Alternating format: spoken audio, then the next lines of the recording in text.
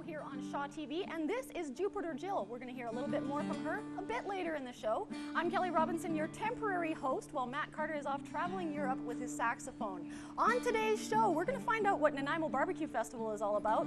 It's a winner in my books already, and Kim Plumley is here to talk arts with Michael Wright from Arts Live about the many programs they offer for various ages. Tara Keeping is here with guest Keith Sear, author of In Memory of, a book to remember. Tally Campbell gets the latest on the city's strategic plan from Nanaimo City Councillor Jim Kipp. But before any of that, Brian Sugiami is here with Nanaimo Recreational Coordinator DEBORAH BECK to talk about some summer programs right after this.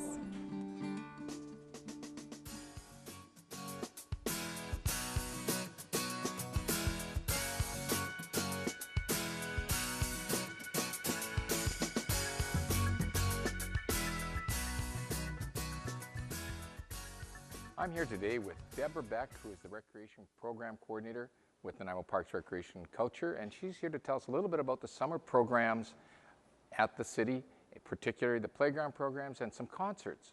Deb, can you tell us a little bit about the playground program, which has been around, I imagine, for a number of years? We have free playground program at 4 of our neighborhood playgrounds. We have one at Sutton Park, which is on Franklin Street, Deverell Park down at Halliburton, Harewood Mining Park over on Howard Street, and Mansfield Park off of Blythe. And these are supervised playground programs, but we do ask that the parents stay on the premises. And we have lots of activities planned for them, arts, games, crafts. This year we have something new. We have Science in the Park with the Nanaimo Science and Sustainability Society. So they will be at each of our parks one day all through the summer, and they'll be doing activities that are related to science. Great. There's some special events also happening at some places and some other parks, maybe Westwood Lake? Yeah, we have Westwood Lake. We have our Family Friday Fun, and that's every Friday from 1 to 3 o'clock up at Westwood Lake. We also have our water parks, so 3 of our summer playground parks do have water parks with them, but we also have our Departure Bay Kiwanis Water Park. And one thing I did want to mention too with our playground programs, we have the Nanaimo Food Share offering their Summer Lunch Munch program again this year, which has always been very, very popular. Good. Let's talk a little bit about the Concerts in the Park series, which have been going on for a number of years. 2 locations this year? Yeah, through July, on Wednesdays, we have them down at the Bowen Park Amphitheater. And in August, we have them down at Maffeo Sutton Park in the Lions Pavilion. And that's from 6 till 7:30 every Wednesday night, starting July 11th. Good. And can you tell us a little bit about the artists? Well, this year we have a big variety of different types of music. We have everything from children's to Celtic to folk to Latin and jazz, just to name a few. We have Shelley Bean with the Duckity Muds, which is our children's entertainer, and that's our first one, July 11th. I've got Panache, which is a vocal group. They're on the 18th. Buckman Co. is on the 25th. Those are all at Bowen Park Amphitheater. And we do have parking right now right down by the duck pond where the concerts are taking place. So easy to get to. August 1st, we have Trinitude. August 8th, Rio Samaya. August 15th, West My Friend, which is a great group coming up from Victoria.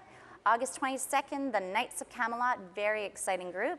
And August 29th, Terrazzetto, which is a very, very fun Latin group. And all those concerts start at? They start at 6 o'clock, they go until 7:30, everything is free. Come down with your lawn chairs, come down with a picnic or picnic dinner, and enjoy the concerts.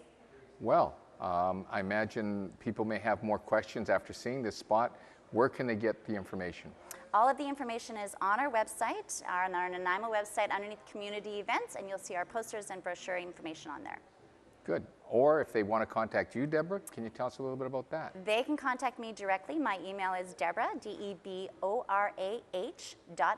BECK, @nanaimo.ca, and I can give them all the information. Well, that's great information. People have some things they can do with their children, and it's not a child minding service as such. It's really a play and an enrichment program. That's wonderful. We're going to head it straight back outside to Tara, who has got something cooking. Here with me in the studio is MALVERN MAKUYANA, a well-known event planner promoter here in Nanaimo, and a familiar face here on Shaw TV, where we've talked about his Island Chase event, his body painting championships, and now he's organizing a first ever Thrifty Foods BBQ Festival, which is July 14th to 15th. Welcome, MALVERN. Hi Tara, how are you? I'm well. How are you doing? I'm good, thank you. Always nice to have you on the show. So why a barbecue? Because it's a great Canadian tradition. Everybody barbecues, and we live in the best place, in Canada. Great weather, so barbecues are a growing fad. So we thought, you know what, we'd pick up on it. And have you organized a barbecue festival before? Or is this the first time ever for you? This is a first annual event for us, and like you said, it's going to be running July 14th and 15th. It's going to be downtown Nanaimo, so basically what we're doing is we're going to shut down Commercial Street. We're going to have barbecue teams coming from across North America to come and compete in this barbecue cook-off. As you can see today, we're lucky enough to have one of our teams. Actually, we're really excited because VIU's joining us, and we've got other teams coming from across North America. So what other cities can we expect the other teams coming from?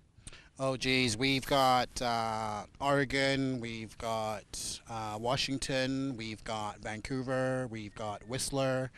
They're coming from all over the place. Wow, how exciting. And just to let the folks know, what can they expect? Because I've heard it's quite a jam-packed festival. So what are the other activities that we can expect? Yeah, absolutely. We've got a live stage in the Dinah Crawl Plaza, and we've got live bands performing both Saturday and Sunday from 10 to 6. We've got people like David Go-Go. We've got a Tragically Hip tribute band, and lots of live entertainment happening.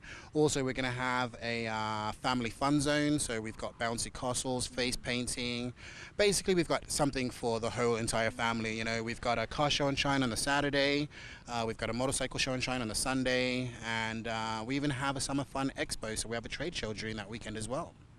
And that's at the conference center, the trade show? Yes, absolutely. Are you still looking for vendors? Yes, absolutely. Any businesses that want to, showcase themselves, it's a perfect time because, you know what, we're expecting at least 10,000 people down there that weekend, so it's a great time to bring in your business and showcase it. Now, does it have to be a barbecue-related business or any kind of business? No, I think, what we're going for is local businesses. We're calling the event a Summer Fun Expo, so any businesses that want to come and showcase themselves, we've got the perfect audience for them. Yeah. Nice. And also, you're probably looking for volunteers because I can imagine a festival, you need a lot of manpower or woman power as well. Yeah, absolutely. You know what? We are looking for volunteers, and if you want to volunteer, you can totally visit us at www.NanaimoBBQFest.com, and we do have a volunteer page on there, and we're looking for lots and lots of volunteers. And the good thing about it is you can actually choose the areas in which you want to volunteer over the weekend and what hours you want to work.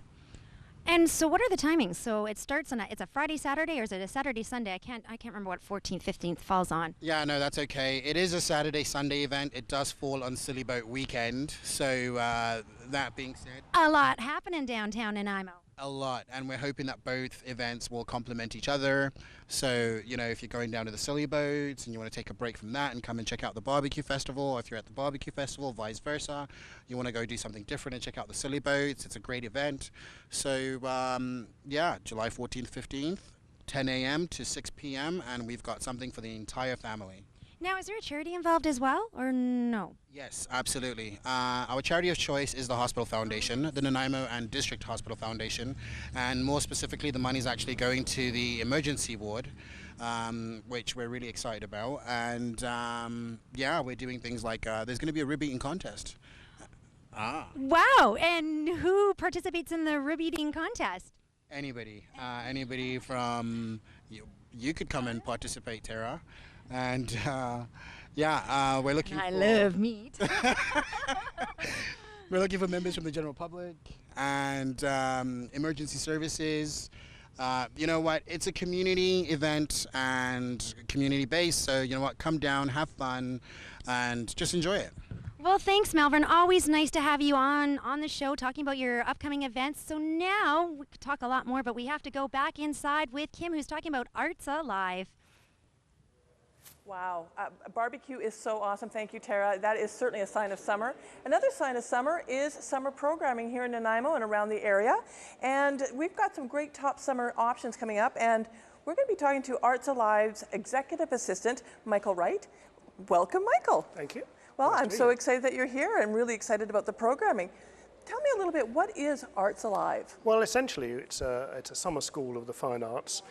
We hold it for 3 weeks in July of each year, and Monday through Friday for all 3 weeks we have classes all through the day, mainly at Wellington School, where we have classes at everything, music, dance, drama, you name it, anything to do with the arts, wide selection, and for people of all ages too. Absolutely wonderful. How long has Arts Alive been part of the community? We started 28 years ago. Wow. I mean, at that time, I mean, it's silly to think about it now, but at that time there was hardly any programming in the summer for children in particular. People within the school district and within the city got together and started this not-for-profit organisation specifically to fill that void. That is amazing. Why is it so important to our community now, having Arts Alive here? Well, I think the arts being threatened in schools, particularly through lack of funding and all the other things that are happening, it makes it a tremendously important thing to have availability of this to young people in particular. You know, the stimulation that it gives them, particularly during the summer, when otherwise if they're not careful, will spend the entire time either kicking a football about, which is nothing wrong with that, or sitting and looking at a computer, which probably there is. This gives them something creative to do. Right, absolutely.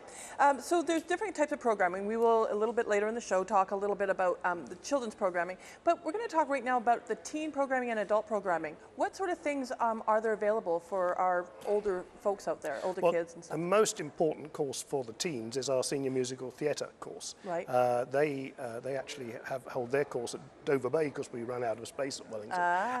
But they rehearse for 3 weeks solidly and put on 5 performances of a fully produced musical at the end of that time. Wow. And this year they're doing Seussical the musical, and it's on the last weekend in July at the Bailey Studio. So that's a huge course and takes a lot of our resources, obviously, but it's the kids who take part in it, many of them go on to do drama either in amateur groups or some of them professionally. And wow. So that's always very exciting. But sorry. No, I was just going to say, so what's going on for adults? For adults, lots of our classes in things like clay, watercolor, various types of crafting are open to older children and adults. Right. Usually the classes something like 10 to adult, that sort of thing. Right. And there is a wide choice of classes. I think I counted, out of the 50 courses that we're presenting this year, something like 22 of them, I think, have got an involvement of older children and adults in them. So yeah, so it's a huge selection. There's something for everybody, that's the thing. So what's one of the most exciting things that you've, that's sort of new to this Arts Alive this year? This year, well, what's our main new thing this year? Do it for a day. Okay. One of the problems that parents have said to us in the past is, well, this is all very well having a 2-hour course with little Johnny. I can drop him off, but then at the end of the 2 hours, what do I do because I'm at work? And so we have, we've always had day camps available for the younger children, but we thought, well, let's try as an experiment this year, having a few one-day courses where basically you have a one-day intensive in a particular art form. And we have things like run away to the circus for a day or be a pop star for a day. Incorporating all sorts of artistic disciplines in a one-day intensive, and I think they're going to be great fun. So what would you take? Well, a rest usually after the summer school because it's extremely hard work, and if it wasn't for all the wonderful instructors and volunteers, I don't know how I'd manage. But no, I mean I'm not an artist. I'm a musician. Right. I can't draw to save my life, but so I would probably do some music classes. Oh, good for you. That's really exciting. So now I really thank you for coming in today, talking a little bit about the programming. So a bit later in the show, we're going to be talking to Marcus and Ashley, and they're going to be doing some crafting with us, and we're going to just talk a little bit more about the kids can do at day camps. So I think we're going to head outside and see what our lovely Kelly's up to. All right, well this smells so good already and we haven't even started cooking it yet. So I know there's going to be an interview coming up a little bit later with Tyler and we're going to find out more about this, but how much longer till I get to try some of this? I'd say about 12 hours. Darn. All right, some entertainment to let you know about. We have the Cathalmu International Choral Festival coming to Parksville. That means there's going to be a choir from Mexico as well as Australia. They are coming to the Knox United Church on July 9th, and you can get the tickets at the door. Another show to tell you about, Natural Responses, is the newest exhibit at Nanaimo Art Gallery, featuring artists Nana Cook and Leona Petrak, and that runs from June 20th to July 8th. And the natural world is a recurring theme in their work, and it's inspired by local forests and distant deserts. The Nanaimo Museum is featuring the Sunaimo artist, Noel Brown. The exhibit runs from June 21st, which is National Aboriginal Day, until September 3rd. He's a renowned carver, jewelry maker.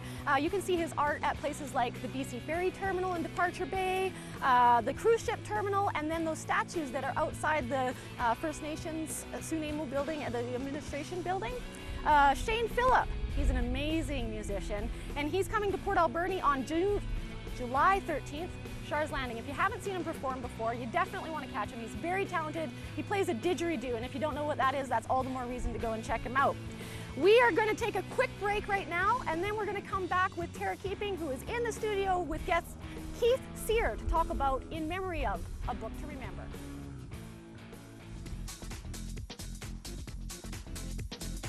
Whether you're pursuing a television career or looking for a new leisure activity, we invite you to join the Shaw TV Volunteer Program. You can gain valuable hands-on experience and acquire skills ranging from camera to floor directing. We're looking for high school or college students or adults who are eager to learn. Shaw TV is currently accepting volunteer applications. Contact us today. Hi, I'm Rob O's. And I'm Andrew McLean, and we're O's and McLean at Royal LePage. We invite you to watch O's and McLean's Two Men and Their Fishing Rods. Only on Shaw TV.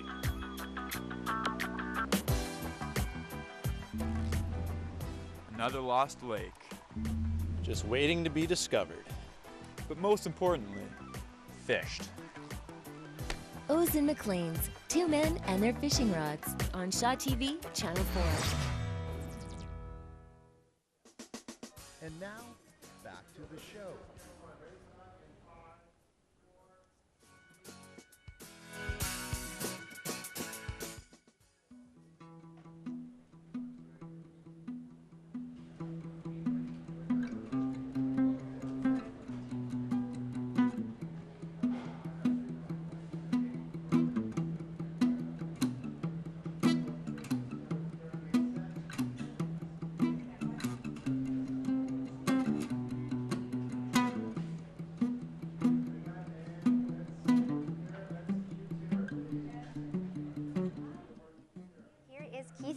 Author and photographer of this book. It's a memory of, and we also have Joan Parsons, who's president of Red Roads of Impaired Drivers, who we're going to talk to you a little bit later and how you got connected with Keith. But first of all, with Keith, my goodness, I had a look through your book and I must admit it just provoked such emotions because folks, what this book is about, it's about Keith, who's an amateur photographer, went out to all the memorial car crashes on Vancouver Island and took pictures of it and then recorded it in this book.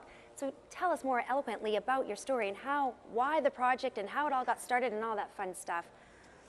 Basically just from an interest of photography and always looking for subject matter. And as I was working in the interior of BC, a beautiful scenery, I'd be driving down the road and see a beautiful mountain scenery or river and want to take a pitch, stop and take a picture.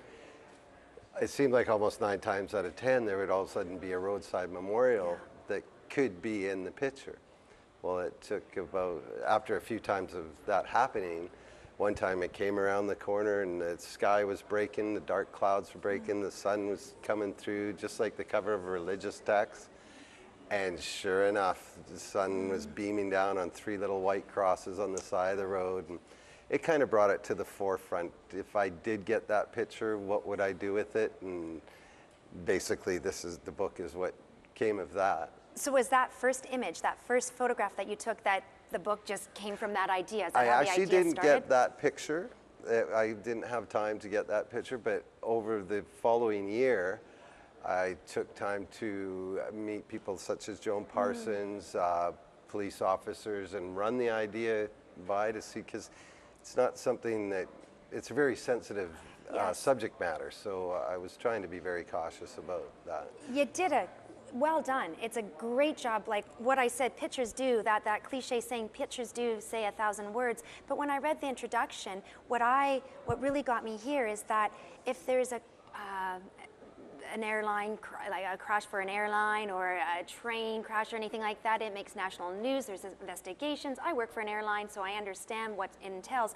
But what it says here in the introduction, it's an accident. If it has to do with a car, it's an accident. And that was huge, that language saying it's not an accident. No, it should be treated the same way. They're preventable, yeah. Yes. Yes. It should get the same response, public response in government. But I think the perception is like, it's just it's too common, and maybe it happens all the time, so that's why it's more of a, well, it's because it's so spread out. If you look at the Google map that I used as a reference to the, that's just the ones that are in the book. Now, with the society that's spawned from the book, we're going to try and get as much information as other fatalities that have been put on or happened on the island and then republished or this map, and it gives a huge perspective when you put them all together. Like traumas are usually big traumas as an earthquake or something. There's a lot of people that die at the same time. Right.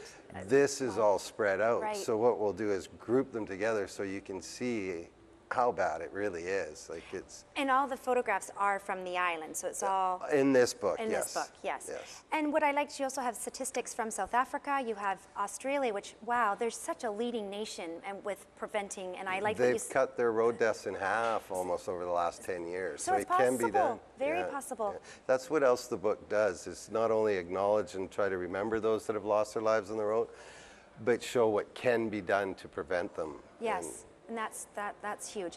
Now, there is I'm going to get to how Joan's involved here, because Joan is the president of the Red Roads of Impaired Drivers, which is a separate organization. Yes. And now you and Keith are starting another society where all the proceeds of this book will go to that nonprofit society. Yes, that's correct. Okay. I met Keith when he first had the idea. He was putting the pictures on his laptop and thinking about doing a book, and we met many times while he was going through the process of getting it published. And through that time, I was also realizing that people die on the roads from a lot of reasons other than impaired driving. There are a lot of other preventable deaths and injuries, and this gives us a broader umbrella because it's Road Trauma Awareness is the group that we're forming. And that's because it's fairly new, because the book is just fairly new. The book just came out a year ago, was it? Or published just over a year ago. Okay. There's actually, we'll be doing a fundraiser for the society on August 25th at the Rocking Horse Pub. Okay. Featuring entertainment from Andrea Smith, which should be really good. There'll be a silent auction. Good, very good. And I just wanted to go back to with the how you two met and how there is the nonprofit. It hasn't yet formed, but it will be formed. Yes, it is in the process of being formed. You know, we've sent away the names. We're waiting to have confirmation. It's all the details. Red tape. And also, it's definitely going ahead. Another, what you talked about impaired driving, and it's not always impaired driving. Another theme that I really noticed here is young men, because you had the names and then the dates and stuff. So it was a lot of young men from the ages like 19 to 23 seem to be that age that a lot of people. Well, there's even statistics in there that show you the age groups that have, and there is from the age, I think it was 15 to 27 or something is a high. Well, the leading cause of death of young men in Canada, young people in general, age 13 to 21. Is car crashes. It's car crashes. Wow. The only thing that's close is suicide. Those two are what killing our children. Well, thank you so much for being here. I think that all of us have probably had someone that had a car accident. Like, I think all of us are actually affected by, you either know someone or whatnot. So for more information, www.keithcyr.com, Keith, Keith, Cyr, C-R, or CYR.com. Thank you so much for being here. Thank you. Thank you. And now back to Kelly. Thanks, Tara. Terrible with Words is the name of the newest exhibit to be hung at the Electric Umbrella Art Gallery. Now, if you haven't been to that gallery, maybe you don't know where it is. It's downtown on Wesley Street, and it's a tattoo shop / gallery. The owner and tattoo artist, amazing artist, also draws everything, Russ Moreland. He put this gallery in his tattoo shop where he can feature all sorts of different artists, and he gives everybody a chance. So there's always new local artists being hung at the gallery. And I guess for the month of July, you'll find the works of Natalie Schnitter. So definitely go and check it out. Her exhibit is called Terrible with Words. And I can't say enough good things about the Electric Umbrella. Still to come on today's show, Kim talks art with Arts Alive Michael Wright. Tally Campbell is here with Nanaimo City Councillor Jim Kipp to get the latest on the city's strategic plan. And you know we're definitely going back outside to the barbecue because there's got to be something ready in time. But first, we're going to throw things over to Kayla Vickers. She's stepping in for Andrew Roberts to interview our feature musician. Here's Kayla. Hi, I'm here today with Jupiter Jill, the futuristic alt-rock performer whose style is a cross between Annie Lennox and David Bowie. How are you today? Super good, thanks. So let's get right to it. How long have you been playing music? Since I was about 5 years old, and as long as I could hammer out on a piano or take a little glockenspiel, so many years. I just got one of those. So who inspires you? I would say anyone that pushes the taste in good art, like Jack White, the Pixies, Frank Black, of course. Awesome. So there's a lot of obstacles to overcome to get gigs in radio and television here in the community. What do you do to overcome those obstacles? Play as many shows as possible, knock on as many doors as you can, never stop, never take no for an answer, and go talk to someone who can give you a yes. Okay, so what's your advice for the people who are just coming onto the music scene? Work every single second as long as you can. Don't watch TV, sorry. Spend every single second you can on crafting your craft and play with as many people as you can and do as many shows as you can. So what are your goals in the future? Rock and roll around the world! Awesome, okay. And where can people find your music? MySpace, Reverb Nation, and Facebook right now. Okay, do you have any shows coming up? I do, the Garage in Duncan, July 14th. And we're going to be doing a benefit for the natives on the Duncan Reserve where there's been some problems. So that's coming up, no date yet, but that's going to be a pretty good rock and roll festival out there. So. Awesome, so I hear you're going to play us some music. I am. You're going to play my favorite song, Super Robot Girl. So take it away. Thank you.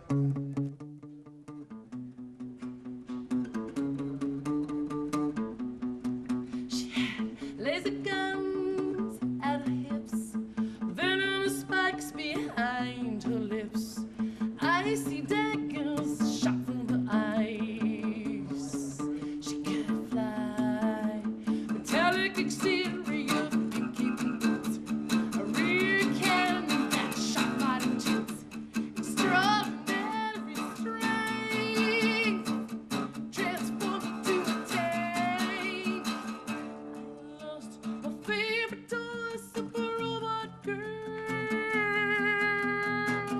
I think I love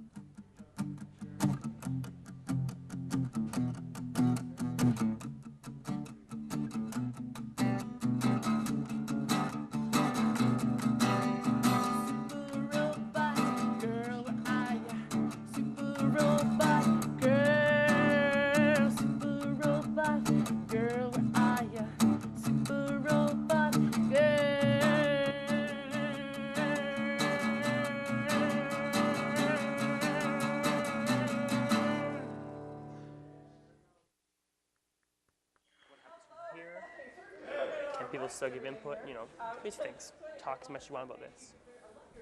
Very awesome. And Kayla, you did a great job on your first interview. Right. So today we're going to talk a little bit more about Arts Alive and some of the day camp programming. And I'm joined by Marcus Fett, and we have the lovely Ashley Armstrong. And welcome to you two. Thank you. Thanks for having us. So what are we going to make today? We're going to do a little bit of crafting, I see. Yeah, Marcus and I were working on a windsock actually out of Tyvek paper. So he's cut it out and created a sample, and now he's colored both sides beautifully. And so we were going to finish creating it by putting just a cup lid, top of like a party cup, it's 3-inch, just in the middle. And we're going to work on it together and put that. Awesome. Yeah. You guys keep going. So tell me, you do the day camps for Arts Alive. Yes. Yeah. So how long have you been working with Arts Alive and doing day camps? About 3 years now. Wow, Yeah. good for you. So what are some of the things that are happening in the day camps this year? Well, this year we're focusing, we've got 3 themes. So we've got a West Coast theme and a Anything Goes theme, which we're going to focus on the elements of art. And we've also got a Let's Get Messy theme. So we're going to get really messy with our hands and make lots of really neat things. Great. So what are the age groups for your day camp? For the day camps, it's 5 to 10. Great. Yeah. So that's good. So we're going to get our elementary kids together and do that. So why is crafting such a great summer activity? Well, it's great because you can do it rain or shine, and it's anyone can do it, all ages really, and it's fun, it's easy, and it's just it's kind of neat. Okay. So when you're talking about getting messy, how messy? Pretty messy. So you're going to be using paint and clay, and we dress up, we make things, we make costumes, and all sorts of stuff. We make masks and tons of things with our hands. So do you want to start coloring a little bit for us, Mr. Marcus? All right. Hey, Marcus, so you taken the camp. What do you like about camp so much? It's fun. Yeah, that's a good answer. Yeah. Do you like painting or theater or circus? I like painting. Do you? Yes. And I understood that you you went to a circus camp? Yes. Yeah. And what else did you do when you were at Arts Alive? I've done crafts. Good. Nice. That's good. You've done lots of things. So, so we're having mic issues today. So let's go and see what else we can do here and finish up our lovely windsock fish. Okay, so Marcus, I'm going to get you to open up your windsock, just like this from the mouth of the fish. So can you explain a little bit about this paper? It's Tyvek, it's an envelope, and it's recycled paper that you can get any craft store or Staples or Walmart. It's really easy. It's neat paper because you can paint on it, color, and it doesn't bleed. It's how does it feel like, Marcus? Can you feel it and tell me what it feels like? Is it just different feeling than regular paper? Yeah. It's kind of soft. So yeah, it's neat. So I'm gonna get Marcus to open this up, and we're gonna take our cup lid. So you want to open that up? A little bit of glue. Mm-hmm. And any kind of glue? This works best, the tacky glue, because it's great for crafting. We use tons of it. So you just put it on the rim. Have you been noticing more and more kids coming to summer camps? Yes, lots. Yeah. It's definitely picking up. What is that telling you about what kids are looking for out there? Families are looking for out there. I think families are looking for, just a really like a safe place, a fun environment, somewhere their kids can go and have a great time. Okay, great. Now, so families are really enjoying this. And over the 3 years, what have you been noticing with the kids? Are they really engaged in arts? Right there. Yeah, they love the arts, and it's all arts. It's music, drama, dance, fine arts. We do crafts, we do coloring. So it's all sorts of things. So it's, if you're really good at one of the fine arts, it doesn't matter because we do all of them, and you can. Right. Yeah. Wow. It's And really so great. I know also with part of the day programming, not the day camps, but there's circus going on. There's more arts. We've been talking a variety of things, which is Tons of really things exciting for everyone. Everybody. So if you're not into doing all of the fine arts, you can just focus on one, and they have camps for that. It's just great. Wow. Yeah. So Marcus, you're going to take some classes this year. Yes. Yes. And Hopefully. Do you have siblings, brother and sister who go, or are you brothers? Sometimes my brother. Oh, that's awesome. So that's really exciting too. So that's how the windsock's going to work and how we're going to have a good time making that. So that's going to get the wind coming through. You want to hold up the one? Marcus has already done this one. Okay. So do you want to hold that up? Let's see how that looks. Awesome job. Wow. So really exciting stuff. And so anything else that you can tell me about the programming? What's our website? It's I believe it's www.nanaimoartsalive.com. Okay. And if you just Google Nanaimo Arts Alive, it's the first one that comes up. So That's awesome. In case I'm wrong. So, and then we've got it going from July 9th to 27th. That's right. It's 3 weeks. Right. Yeah. Okay. And we're just going to be really enjoying the arts and more about how crazy, messy, and fun and exciting. Yeah, it's excellent. What are the hours? Our day camps run from 9 till 3. Okay. And so, and you can register online, which is a great feature, and it's very helpful. Right. And yeah, we do. Perfect. Well, I'm so excited for Arts Alive, and I hope people can check that out. Great. I thank you, Marcus. I thank you, Ashley. And so that's NanaimoArtsAlive.com, who has loads of information. And I think we're going to head over to the very creative and talented Tally Campbell, and he's going to talk about the city's strategic plan. Thank you, Kim. That looks fun over there. I'm yet again joined by City Councillor Jim Kipp for a final update on the strategic plan. Welcome, Jim. For all those who do not know what a strategic plan is, what is this? Well, Tally, it's about bringing focus to some of the spending that we're doing, some of the initiatives we're taking action on. We currently have our existing work, our water supply, our roads, our services, but this is the extra stuff. What do we want to do to make our community a better place? So strategic planning makes you look at and start to focus on specific issues. Gathering the community input, picking a few things to work on, and highlighting those issues. And strategic planning gives us the ability to focus on those. So how have you guys been doing this? Well, through a 6-month intensive process, we have had a number of community workshops, a number of focus group workshops on specific issues, a number of group focuses, so the presidents of a lot of the clubs in Nanaimo, meeting with the Chamber of Commerce and talking about Successful Cities, their initiative. We've gone through our mission, so why we exist. We've looked at our services, what are we doing for Nanaimo, we've looked at our value statement, and we've looked at operational philosophies throughout this period. So it's been really neat to look at the community working together, bringing in ideas, and starting to get some focus on where we want to go and what we want to look like. Yeah, exactly. And there were sessions that were held for youth all the way to seniors. What did they do in these kind of sessions? Well, first off, we explained the process. Quickly we went over what our strategic plan was about, when we were doing things, and then we broke off into topic areas. So the sort of key elements of discussion. So it came up waterfront issues, water issues, issues of community transit, all sorts of things came up. And then working in the groups, they got to focus on specific topics and sit, and all of the information was recorded. If we thought something was not on topic at that point, we would parking lot it and then put it all together in a plan at the end. So for 6 months, you've been doing this intensive, getting the community's input. Outcome, how has it been? Well, the blog's been impressive. Well over 2,500 hits and people on the blog, and it's ongoing. We went from our look at the harbor city, we've looked at our hub and business capital, we've looked at our quality of lifestyle.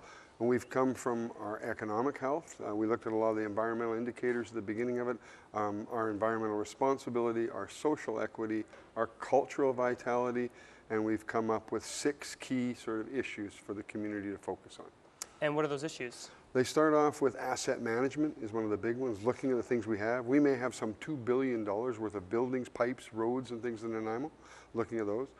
Community building partnerships, working with all of the agencies is hugely important. Taking responsibility at both the staff and council level, working together with the community partners. Transportation mobility is huge. How do we move people? How do we move our logistics for our supply? Water, we've looked at ongoing things we still have. We're going to continue our water system, continue our water filtration, our pipes, but this is about more water conservation for the future. And then one of the icon things I think we've come up with from a community thing is waterfront enhancement.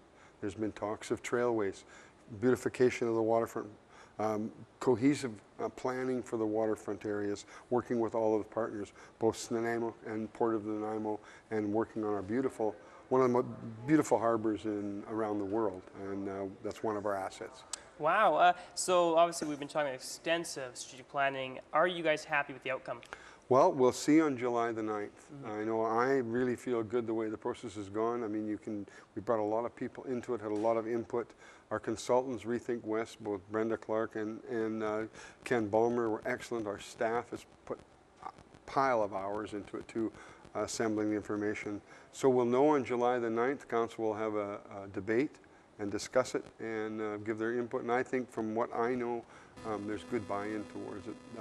We in fact had 3 intensive full-day sessions with council in this 6 months. Really got down to digging and rooting and trying to figure out where all the things were headed. And I believe we're going to get good council support and public support. Awesome. So what happens from here? Well, that's the interesting with this. There's measurables in this plan and outcomes, and not just based on management by objectives, but we have outcomes built into it, and we have to establish those and the benchmarks and continue working towards it. We'll also now start to structure our budget for the 2013 budget, rejig it to work for our new directions. So can people still give their input? I know the 6 months of planning and stuff is done, but can people still give their input? Input isn't so much now. They can come and talk to council. It'll be on the agenda. They'll be able to speak towards it for support or however they feel. The blog is still online at nanaimo.ca, www.nanaimo.ca, and people can watch. The draft plan is on. This is only a 20-page document. This is not some massive document that everybody's going to take forever to read. This is 20 pages of intense things to do and how they can be measured. And it talks about the other successes that are current in Nanaimo too. Our plan Nanaimo, our successful cities issues, those type of things. So and lastly, what does this mean to the City of Nanaimo? I think it gives us the ability for the city to say, okay, well, we've looked at doing these things. And then over the next little while, how have we been doing working towards this thing? Proof will be in the what hits the ground. So with the measurables in place and the outcomes, people will be able to judge the work that's been done. Awesome. Thank you, Jim. For more information on this and everything about the city, you can visit our website at www.nanaimo.ca. Now we're heading outside where Tara Keeping is with the barbecue team. Tara? Here with me outside is Tyler Campbell, the VIU lead cook. Hi, Tyler. Thanks for being here. Hi, thank you very much. And Tyler's going to be competing. The VIU team is going to have a team at the upcoming barbecue festival, the Thrifty Foods Barbecue Festival, so they will be competing. Yay! Yes. Before we get into any more about the festival and what we're going to cook, I just want to, there's a special story about the smoker here, and it was the Nanaimo sheet metal guys who made this special smoker for the festival coming up, the barbecue festival. Yes, they did. Basically, we were brainstorming on what we were going to use for the barbecue festival, of course, because we're all quite new at it. And we, luckily, I work with actually one of the owner's wives, and she said, well, my husband might be able to do something. So we got in contact, and I brought him a little tiny smoker and asked, do you think that you could maybe make something like this but bigger? And he did this for me. And actually, all the guys at Nanaimo Sheet Metal, they did an amazing job. They worked their buns off, and they just made this absolutely wonderful smoker that is just, it works so well.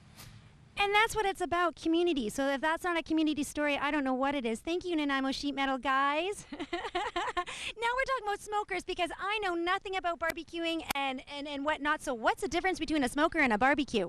Well, I'd say probably a smoker. Like this could be more of a combination, obviously. Usually the smoke would go just in here, the fuel. You'd put your wood and your charcoal or whatever you're going to use in here. And what are we using? What are we using? Right now we're using alder wood. Oh, okay. Yes, very nice, very delicate flavor. So basically, if you would like, I'll lift it up right there. You can't, it's hard to tell, but it's starting to go out now. But basically, the wood goes in there, and it brings the smoke through the entire chamber and comes out little exhaust things there, and we have a little temperature to tell us what's going on. And yeah, so right now I have a few things in there smoking away. And now, do you know what you're going to be preparing for the upcoming festival? Do you have a menu idea or anything like that? Well, I know we're going to definitely be doing ribs. Okay. And we're also going to be doing a pork butt, so pulled pork, and a beef brisket. And then as well, there's a wing competition that we'll be doing as well. So we're going to do a little bit of everything. Luckily, like I said, the guys made such a big, beautiful smoker that I'll be able to fit lots of fun stuff in it. So it is barbecue season, and I'm talking to an expert here. Now tell me, for barbecuing, I know there's different types of meats that we can do. There's the rubs, there's the marinades, and I am not a barbecue person. I've not barbecued at all. So tell us what some quick and easy recipes and what the cans and the cannots for barbecuing. Well, basically, what you want to probably do, especially with the rib, I have a rib here. This is a St. Louis cut, which is a nice cut for doing smoking and for barbecuing because it has lots of flavor and lots of tenderness. So what you'd want to do is rub it. And now, if you go on the internet, obviously, you can find, many, many different recipes. You can just try out what you like. But, I mean, this is a fairly simple rub with some, of course, little sugar and salt and paprika and a little cayenne and just a few other things I can't remember offhand. And basically, so you would want to just put a little bit on like this and just kind of sprinkle it on. And now, unfortunately, I'd already put a little bit on, so I can't put too much more on. But you just want to cover it nicely, flip it over, get the other end as well. And it can sit for a day or two in that as well, which would be nice. It almost kind of brines it a bit. And then we can just put it right into the smoker. I'm going to... And we've got some other types of barbecue meat on the smoker here. Yes, we do. We actually have some of that done that I did this morning at 6 o'clock. Because, like I said, it can take quite a while to actually smoke and barbecue. Now, what I have here is a mop, and it's basically just a liquid that you will put over the ribs just to keep them moist. Because that's, I'm finding, as I'm learning, doing barbecue and smoking, that things can tend to dry out. So you're going to want to put a lot of this on at all, many times during the whole process. And what are the ingredients? Well, for this one, I did kind of a little bit of a citric mop. So it has some vinegar in it. It has some lime, a little bit of orange, a little bit of spice, like zamba olive, little chili spice to it. And it's just to keep, you don't want too much flavor with it. You just want to just kind of keep it moist, right? Moist, exactly, yeah. And what are these little guys here? So this was something I had done at work already, and it's basically 2 ribs. It was one rib that I cut in half. Like I said, I'm still learning. Not a St. Louis, because this is a St. Louis, and this well, it will shrink down quite a bit, though, as well. You can see it's coming off the bone a little bit right there, so it's just kind of cooling down. And these guys? That was a little bit of the cut of this rib, so I just had it put near the smoker just to put some smoke on it. And just testing out to see if there was any ash in there, just a tiny little bit, but it went very well, so. So pork seems to be more common for barbecuing than, say, chicken or beef. Is that fair to say, or no? No, I agree. I think most of the times when there's you're doing a barbecue competition, the big ones are obviously the ribs and the pork butts, but beef briskets as well are a very good one to do. So. Did you say pork butts? Yes, I did. Yes, I did. What are pork butts? Well, it's actually kind of the shoulder cut of the pork, but they call it a butt. I didn't think it was the actual butt. Yeah, no. Okay. Because, yeah, they don't really have a butt, do they? No. They kind of got a skinny butt. Yes, they do. So, and this is kind of a little bit what you're going to be doing for it is summer season with motorcycles out there as well. That's going to be at the festival as well. So you gave us a little bit of intro about what you're going to be cooking at this upcoming festival. So it is going to be the St. Louis. It's going to be kind of a marinade and a rub and everything that you've just shown us, or? Yes. Well, I mean, I'm still practicing, obviously. I'm fairly new to doing barbecue competitions, so I will be honing my skill up at the university for a while to make sure that I get the right perfect ingredients and right amounts of everything, the right sauces, and so this is this is another practice run, as I'd like to say. And you are an employee at the VIU, and you do all the cooking at the cafeteria. Is that correct? Yes. I'm the lead cook up at VIU, and I do basically in the summertime when the culinary students aren't there, I'll kind of take care of the cafeteria and do all that, and then also all the catering up there and all the whatever functions are going on, I kind of like oversee and kind of take care of, and yeah, it's a great job. It's wonderful. How long have you been doing this now? I've been my longest job ever, 5 years. Wow, yeah. Yay, so you like it. Yeah, I do. I did a bit of traveling, been in Vancouver, been in Japan, done a few other things, but I'm very happy where I am. And did you go to VIU for your training and for your culinary? Yes, I did, and it was about 2000. In 2000 I did, yeah. Right when my wife and I got married then. She's actually teaching at the university as well. So. Oh, wow, family affair up there. Exactly, and my son goes to daycare up there. That's how we do it, folks. It's a family affair. Hi, Kelly. Hi, it's smelling so good. I thought I'd see if things are ready to try. I think things are a little bit ready. What do you think? I think we could try some of it. Definitely, absolutely. We could put some sauce on and have a little go. Sure. All We will taste. You know what? I'm not the only one that's kind of smelling this, and it's a good, well, it's kind of too bad it's not smell-o-vision because it smells so good, and we've attracted a crowd. Jan, I'm going to get you to follow me here. Have a look. How many people are out here that actually want to try this stuff? So there's lots, hopefully there's enough to go around, but I'm going to try some first, and we'll make sure that we share. Oh, maybe there's some mic issues. Okay, so not sure if you heard that. All these people want to try the barbecue. All right, so now I'm gonna bring you back around this way. Have a look at this stuff. Oh, so there's a magic sauce you put on. Yeah, this is the finishing touch. Okay. You would say, a little barbecue sauce that I made this morning. Nice. I find it is a little spicy, has a little kick, so be careful. Okay. And I will just cut some pieces up and, sorry. All right, so we're gonna get to try this then. I can't wait myself. We've been smelling this for so long. Do you have any napkins? Oh, and the good food always is the messiest. Every time, I know this, I know this. We should get some napkins. I wonder, I know that people are gonna come pouring out of that studio, so hopefully one of those people in there will bring out some napkins. But if people wanna come in here and start trying this stuff, I'm feeling the stampede coming right now. It's coming. All right. All right. Oh, wow. This is looking really good. You can see that I almost am. More sauce on it. Yeah. Oh, yeah, definitely. Wow, this is More great. sauce. All right. Go. There's a little piece there. I'm going to go and see. Brian's going to try it first. No, Brian, I want you to try it, and I want to find out how good it is. Okay. You got to give this a shot. No, I know it's going to be good. It's messy. Good food always is messy. Great. Done right. Done right. Awesome. All right, Melissa. Okay, here we go. Chow down. All right. Yum, yum. Yum, yum. All right, so definitely, I mean, I can tell the barbecue festival is going to be a hit. But I actually have another festival I have to tell you about before the show is over, so maybe I'll just start. It's finger licking good? It's finger licking good. All right, I'll wait till after I'm done this, then I'll try some. All right, so the Duncan Cowichan Summer Festival is 39 days of free family fun. The schedule includes the centennial of the City of Duncan, and the festival is going to be a host to performers and artists representing a large and a diverse range of music. So definitely want to check that out. There's a schedule online as well at cowichanfestival.com.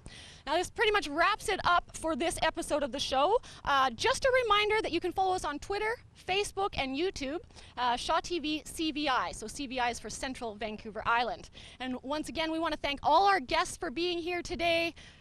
Especially the barbecue people is awesome. And we also want to thank all our many volunteers that are making this show happen as we speak, like Dax, who's doing graphics, and Yannick behind the camera. And there's a room for you too. If you want to be part of our volunteer production, there's always room for you here at Shaw TV. All right, we are going to take one more break. Actually, sorry, we're going to end the show, and we're going to throw one more song from Jupiter Jill, and it's called Why Cowgirls Cry.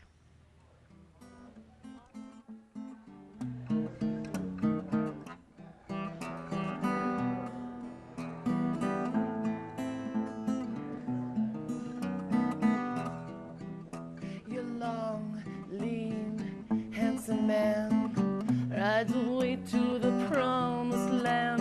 Sing you a cowboy lullaby, stars winking in the sky.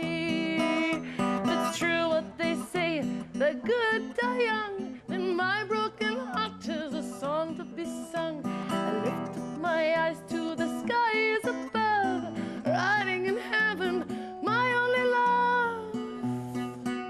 Please watch over me.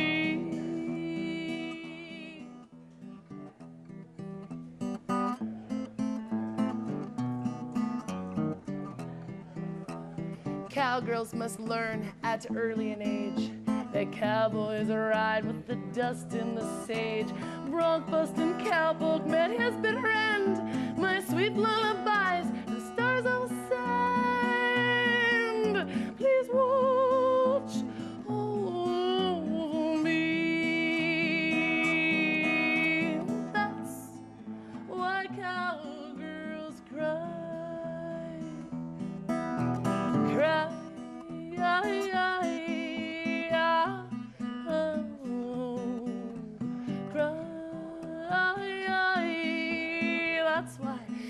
cowgirls cry.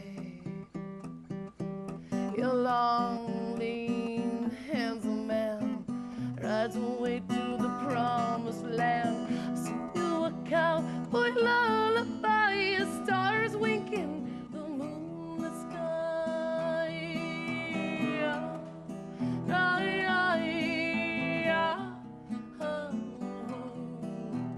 Cry. That's why cowgirls cry. Your long, lean, handsome man rides away to the promised land.